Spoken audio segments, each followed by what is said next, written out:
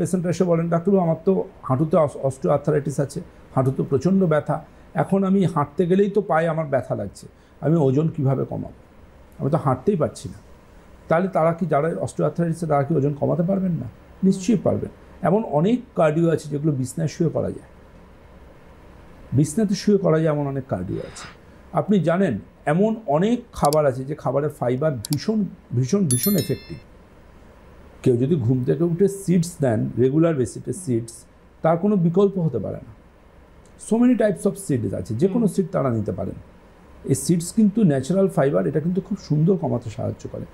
আমি আমার পেশেন্টদের যেমন আমি ফাইলিয়াম হাস্ক, যেটাকে চলতি ভাষায় বলেন অনেকে ইসবগুল, এই ইসবগুলো অনেকের মধ্যে নেন, কিন্তু ইসবগুলোর মধ্যে পরম্পরা আয়ুর্বেদের আমরা যে ইসবগুলটা পেশেন্টকে দিই সেটা কোলেস্ট্রলের পেশেন্টকেও দিই, ট্রাইগ্লিসাইডের পেশেন্টকেও দিই, কনস্টিপেশনের পেশেন্টকেও দিই, আইবিএসের পেশেন্টকেও দিই, যিনি ওজন কমাতে চাইছেন তাকেও দিই লঘুতা ক্যাপসুলের সাথে।